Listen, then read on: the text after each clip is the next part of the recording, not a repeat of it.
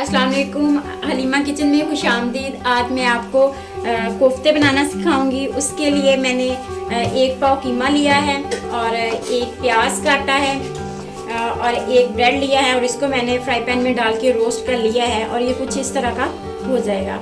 और 1 अदद अंडा लिया है और मसालों में मैंने सूखा धनिया और ज़ीरा लिया है और ज़ीरे को और सूखे धनिया को फ्राई पैन में डाल के मैंने पहले रोस्ट किया है, फिर उसको कूटा है। और उसके अलावा 3 सब्ज़ मिर्चें ली हैं और उनको इस तरह से काट लिया है। आधा चम्मच मैंने हल्दी का लिया है और 1 चुटकी मैंने काली मिर्च ली है। गरम मसाला लिया है आधा चम्मच और आधा ही चम्मच मैंने थोड़ी सी मेथी ली है, कसूरी मेथी।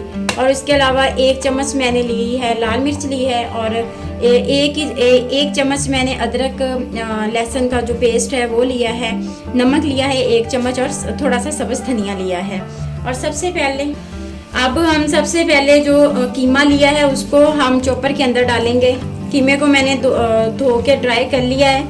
इसके अंदर जो ब्लड होता है उसको अच्छे से स्टेन कर लेना चाहिए, अदरवाइज जो हमारे कोफ्ते हैं वो बहुत रनी रनी से बनते हैं, वो थिक नहीं बनते हैं।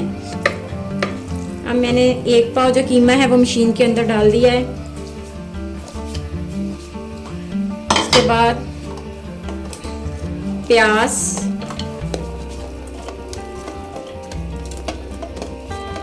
ये जो मैंने ब्रेड लिया था वो डाल रही हूँ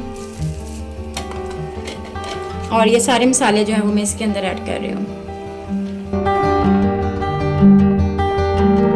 अब मैंने सारा जो मटेरियल है वो ग्राइंडर के अंदर डाल दिया। अब हम इसको अच्छे से चॉप कर लेते हैं। चॉप करने के बाद इसकी थिकनेस को देखते हुए हम इसके अंदर अंडा ऐड करेंगे। चलें, अब हम इसको ग्राइंड करते हैं। मैंने इसके अंदर अंडा ऐड कर दिया है। इससे हमारे कोफ्ते जो हैं वो बहुत सॉफ्ट बनेंगे और बाइंड बहुत अच्छे से हो जाएंगे।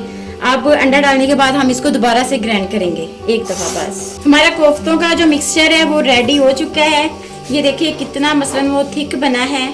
अब मैं आपको इसके कोफ्ते बना के दिखाती हूँ। अगर आप इस तरीके से कोफ्ते बनाएंगे तो आपके कोफ्ते जो हैं वो बहुत थिक भी बनेंगे और आपके कोफ्ते फ्राई करते हुए कभी भी नहीं टूटेंगे। ये देखिए,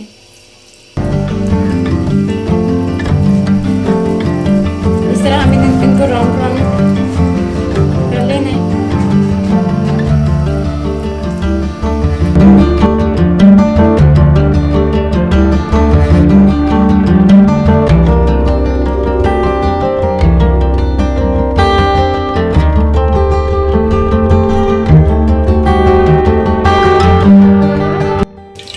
कोफ्ते हमारे बन गए हैं। ये देखें कितने प्यारे बने हैं।